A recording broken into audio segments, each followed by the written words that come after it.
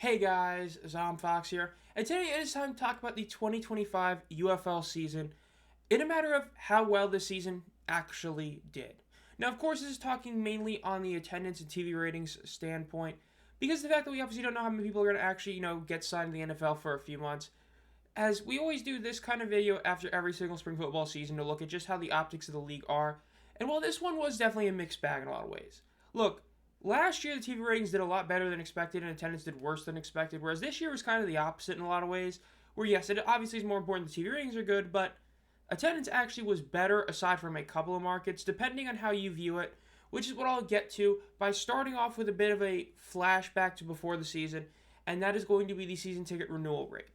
Now, this is the thing that I think a lot of people forgot about heading into the attendance, talk and chatter this season.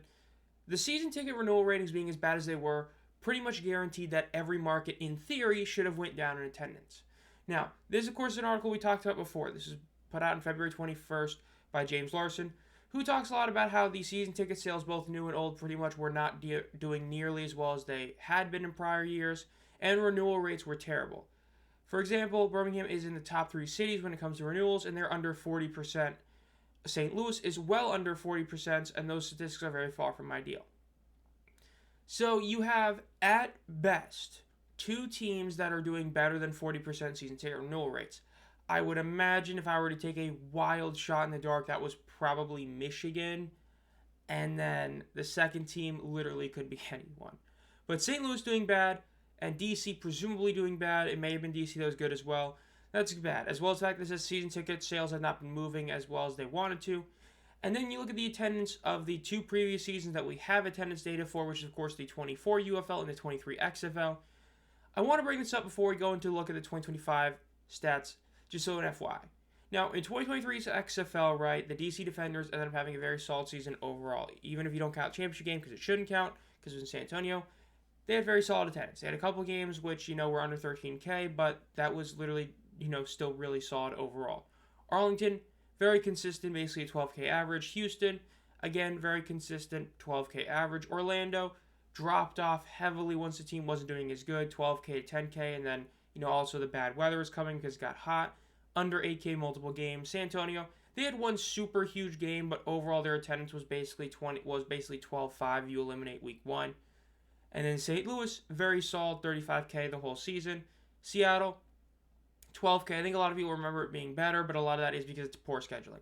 Now, last year's UFL season, Arlington did have one huge game in week one, which boosted their attendance like the Brahmas did in 2023. The actual average for the Renegades was more so about 9,000-ish per game. They had the 110K, a lot of 8Ks. Birmingham, very mixed season. They had the really solid opening home game. They had the St. Louis game with AJ McCarron returning. They had a couple games under 8K. Average ended up being about 10K, and that's kind of right with how whack it was. Houston, really poor, 7K. DC did solid, 14K. Really good number for DC, considering the fact that it was much more consistent. Though, obviously, that was a team that was expected to be dropped immensely this season because of season ticket sales. Especially those, like, week 6 and 7 games. Those were games that were a lot like the 2024 championship game, where it was very evident that there was not that many people at the actual stadium. Now, that is why we expected, at least I expected their attendance to dip this season substantially, or not substantially, but to an extent, because it, to me, felt like their season ticket renewal rate was really poor. Now, we'll get to how that wasn't the case in a second. Michigan, their attendance was only 8K, but as Mike Mitchell would put out, their attendance actually was better than it was in 2023. Now, again, these numbers couldn't be put out publicly, but from other things you've heard, we'll also talk about Birmingham. Birmingham's numbers actually have been going down year to year. For some reason, some people thought that when Mitchell put out his tweet, it meant that everybody's attendance went up. No, Mitchell only put it out for Michigan, that Michigan's attendance went up. When it comes to a team like Birmingham, from what we now know, their attendance has been going down basically every single year, which is a bad thing, which we'll get to later as well. Then St. Louis, great attendance, had a huge opening game, and the rest of it was still really solid. San Antonio, really solid overall. Now, Memphis was pretty whack as well. So let's go to this season. Now, this season's attendance was a mixed bag. Now, Arlington's attendance overall was better than last year. Remember, last year got heavily boosted by the week 1 game, whereas this season's attendance, their average of 97.6 was their average. So their attendance actually was better than last year. The average attendance may be technically smaller, but eliminate the week 1 game, which was obviously just an outlier. They were better. DC, now they weren't able to hit the same average that they were last year, but the one thing it is important to note is they were still consistent, and considering the fact we expected them to fall off more, they did. This was still pretty clear that they got affected by the season ticket renewal rate pretty hard. It was very obvious because there are games that were clearly like they had the 12K there. That was basically their number, right? It was clear this team got hurt a lot by it. I would assume if their renewal rates weren't down, this would be like closer to 15, maybe even 16,000. So that does definitely hurt that DC got affected by it, but they still put up a really solid number. Michigan, of course, huge season for Michigan. They broke their all-time attendance record not once, not twice, not 3 times, but 4 times, including the massive 16K to end the season, which was kind of a statement from the fans saying we deserved a playoff game. Granted, there's a lot of other things going on. It's more so on Ford Field in the UFL. Still, incredible number. San Antonio, they had a bit of an outlier in Week 5 because that was their first game. Of course, they had the issues with scheduling because of the Final Four of the March Madness.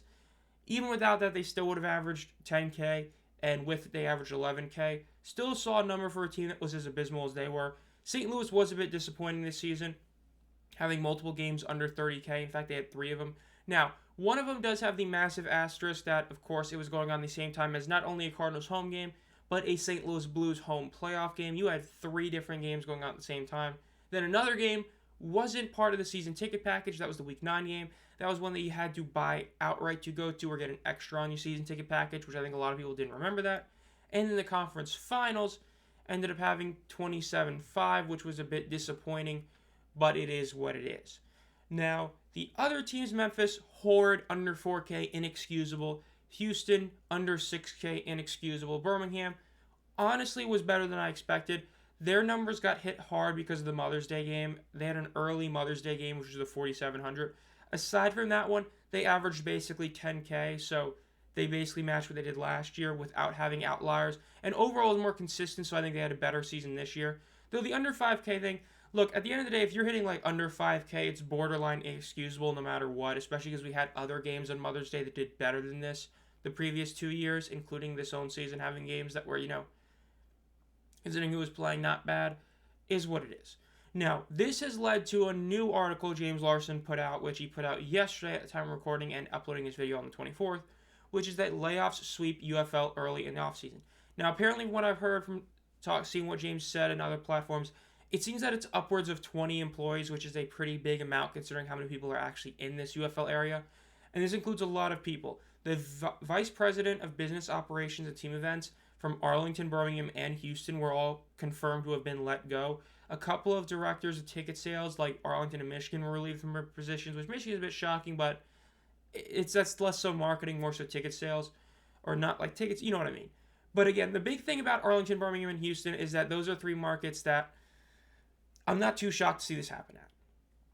Look, when you look at Birmingham, the fact that their attendance has been, at least from what we know, going down for at least 3 seasons, but maybe even all 4 seasons has been going down, which, again, optically, it does look like that's been the case. That's bad, and at some point, something has to be done. So, at this, you can be sad that it's happening, but at the same time, if you're continuing to go down in attendance while being a 3-time champion and being a 4-time playoff team, at some point, it's like, dude, your market has to be doing something better. Again, their attendance still was better than last year, in my opinion, it being consistent at the number it is. It still is disappointing. It still shouldn't be ever under 10K unless there is a true big event like an 11 a.m. Mother's Day game. Aside from that, you should not be having any game under 10K. The fact they have is bad. Arlington, they were a champion team. They are the league's hub for crying out loud. So in theory, they should have solid attendance. They're the only team in the entire league that's actually based in their home market. Remember that. Every other team is based in Arlington and plays games in those other cities. Arlington is based in Arlington. They should be having over 10K every single game. Houston, no excuses. I said heading into the season that Memphis, Houston, and Michigan would be the only 3 teams to have somewhat of an increase. Michigan had more than I thought. Memphis and Houston did not increase. Though Houston, they had no excuse not to. The whole argument was, they're playing on Rice. It's such a bad stadium. They go back to TDECU and their attendance goes down even more. Remember, they broke the record for the worst attended UFL game twice this season. If it wasn't for Memphis' Week 9 game with the weather helping their already bad attendance, they would have had that record at the end of the season with their 4,007. So when you're Houston, yeah, you deserve to be fired because you're doing a terrible job in Houston. Now, I've seen a lot of people on Twitter make posts about these, and some of them come off as not really knowing what they're talking about. Like, there's this one guy who made a huge tweet or quote tweet where he said a lot of things that in theory make sense, but then during that tweet, he said something about the lines that only St. Louis has been a solid market so far. And, like, when you see tweets like that or certain comments, pretty much there's a couple of tells. If somebody says that only St. Louis is doing well as a market, that's tell number one, because Michigan technically was the best market this past season in regards to actually improving, right? They went from being a market that was on that lower end to being one of the best attended teams in the season. They may have finished third, but when you consider that they had the highest game of the season outside of St. Louis and one of the highest overall in the UFL's history at 16,014, if somebody's only saying St. Louis is doing well, their opinion has to be taken with a massive grain of salt because it's very evident they actually weren't paying attention. Because that same guy talked about how these teams have like no budgets at all to do things. There's a lot of things you can do that you don't have to spend a ton of money for. You can get people to come to your game and have them do basic things. Like you can get a former Alabama player to go to, a Birmingham Stallions game and charge like $5 for an autograph or something and then not pay them to actually come to the game. That's easily doable. That's not like something that you have to shell out a ton of money for. And so the fact that people like him were trying to defend it, it's like, dude, at some point you have to do your job. And when you're hitting under 10K in your home, in the only home team in the whole league in Arlington, or a three-time champion Birmingham, there's an issue. Now, one big thing to note, the Michigan VP was not let go. At least it wasn't confirmed, at least at the time of this whole thing coming out. Now, this coincides with the passing of Fred Smith. Fred Smith, the founder, owner of FedEx, and the guy who's basically been the reason why the Showboats have existed ever since the 23 USFLs passed away. Showboats fans are very much scared because this is probably the last nail in the coffin of this team moving. Yes, it's still possible to say, look, people keep making a big deal about their agreement they have with FedEx and all that. Look, the Vegas Vipers had an agreement with the fans maybe back in 24 because they were selling season tickets, and guess what? They didn't make the merger, right? Just because there is some sort of agreement like that does not mean it is set in stone that you can't have things happen, especially when the number one reason that agreement got done and Fred Smith passed away. So, really, really bad for the Showboats. Again, unless something else has changed since all this news initially came out, which I haven't seen it, if the Showboats people still have their job, it's basically saying that they were doing enough of their job. It was the city of Memphis. It was issues there. Because, again, they did do the most marketing, arguably, of any team with that, 30 days of Memphis that they were doing before the season started. In the end, really bad for Memphis. Now, some other big things heading into the season is there's been reports due to things that Daryl Johnson has said, that we might be getting free agency this upcoming season, where players who are with a specific team for back-to-back seasons would be eligible to sign with a new team, meaning that guys who have been with, let's say, the Stallions for 2 seasons, like Jay Sternberger, the Panthers for 2 seasons, like Frank Gidna, could opt to become a free agent and sign anywhere they want. If this doesn't end up happening, this will be a big deal. Now, the USFL was thinking about doing this as well, but then when the merger happened, it was obviously right after their second season, so they couldn't do it like that. Whereas now we have had 2 seasons of the UFL, so you could potentially do this and see a lot of change. Now, it definitely has to be regulated to some extent, because imagine getting a team that has all the best players trying to form some Miami Heat nonsense with the Big Three is possible, is definitely a big deal. As well as the fact that I know there's other reports coming out, they're probably expecting to add an extra week back to training camp, which is not shocking. The early season this year was really rough, and they definitely need more training camp. And now lastly is the TV issues. Now, TV ratings overall went down. Now, I also will talk about this very much in depth in my upcoming opinion video about the season start date, so I don't want to talk too much about this. But overall, the TV ratings were down this season. And, of course, there was a couple big issues. The biggest one was the ABC incident, where during the end of the Renegades Defenders game, the second one, they ended up getting the game pushed off of ABC and put it on ESPN2 for an NBA pregame show. This was a really bad look for the league, especially because this was a really high-impact kind of ending. This was the fake spike game. The fact that this game got taken off TV is a really, really bad sign for ABC. Look, I'll say it right now. If the roles were reversed and it was on Fox, this game finishes. I think at this point it's pretty obvious that Fox cares about this league. Danny Garcia is the only person from the XL side that does. Now, it's not counting higher-ups like Russ Brandon. Purely from an ownership standpoint, it's pretty clear that Redbird only sees it like an investment. The Rock just couldn't care less. He's just shelling out the money for Danny, and Danny's trying to care about this league. Because remember, from all the reports we've seen, technically ABC, ESPN, Disney do own part of this league, hence why it's free programming for them. And for them to do this is really, really low. It was for a pregame. It wasn't for an actual game. It wasn't even for a finals pregame.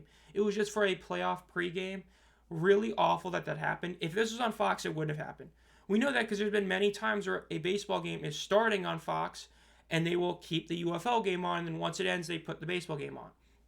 Now, it's vice versa as well. See, this is the thing. ABC kept on that, college baseball game, the World Series game, which wasn't the World Series because college World Series is so whack how it works. But they had a game on. It went like an hour and a half long, and they kept it on without putting the football game on. So you're going to do it that way, but not the other way, which to me and to many others should tell you that ABC, ESPN, and those higher-ups just see this as a filler league in a sense where it fills time on their networks, whereas Fox is trying to make this thing work. Now, what's ironic about that is I feel like ABC and ESPN have done a better job marketing the league. Whenever I'm watching any sort of sporting event, I was always seeing UFL somewhere on the TV. When you're watching Fight Night for UFC, it's there. NBA games, it's there. Which is insane because Fox is the one where it feels like they care about the league more, yet their TV marketing has been worse. Basically, if you put the Fox broadcast, with the Fox broadcast was arguably Testor, I know a lot of people love him, with the ABC marketing and the ABC network, you would have a really damn good product that could match the NBC one that we have for the USFL. Instead, it's this really whack system where we end up having a championship game which hits an under 1 million viewership total on ABC because the higher-ups decided to keep the game on a primetime slot on Saturday against the Stanley Cup Finals game instead of just putting it on Father's Day. I get it, Father's Day is a holiday, but guess what? There was nothing else on that day. You could have put it at any time of the day, and I guarantee you it would have had over 1 million views. The fact they chose that is terrible, and that's not because of when the season is, that's just poor scheduling, which again has been an issue ever since the 2022 USFL. Then the 23 XFL somehow made it worse, and the 24 UFL didn't really do a much better job with it. Now, Friday Night Football needs to be marketed even more.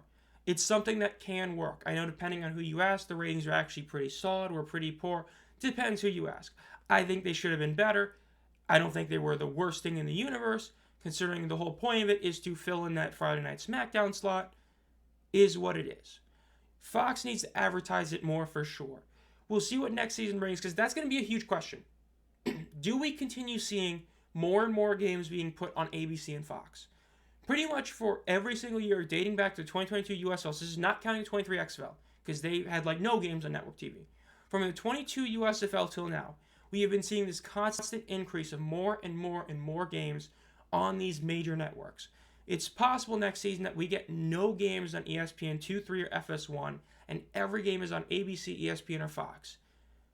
That could be huge for the league if they market it better. Again, we still don't know if expansion is going to happen, get announced during the season, or if relocation is going to be announced during the offseason. It's very possible at least one of those things happens, and if it does, it's going to draw some more eyes to the league and all that. It's going to be some huge news. Again, other random tidbits is that we're not going to deal with the whole contract situation, right? The only news that came out early on during the UFL season, like preseason, was the fact that players were thinking about striking. Now, that whole thing got fixed with the CBA being a 2-year CBA, so we shouldn't have to deal with that this season. We should have that extra week of training camp, so we shouldn't have as poor of play we had the early weeks. But overall, TV ratings, very disappointing this season. They weren't horrid, but they were not good, really. They were just kind of But we'll see what happens next season. But overall, this has been Zom Fox. Let me know down below what you think about the UFL's season this past year. How good was it in regards to attendance, TV ratings, and how solid was it? Again, do you think Memphis is cooked with the passing of Fred Smith and all that? And as always, guys, think about becoming a community member for as low as 99 cents a month. We're now like 3 members away from getting a 7th team emoji. We currently have 6. You get an exclusive monthly video that's a non-UFL sports video, as well as many other benefits. And as always, guys, have a great night.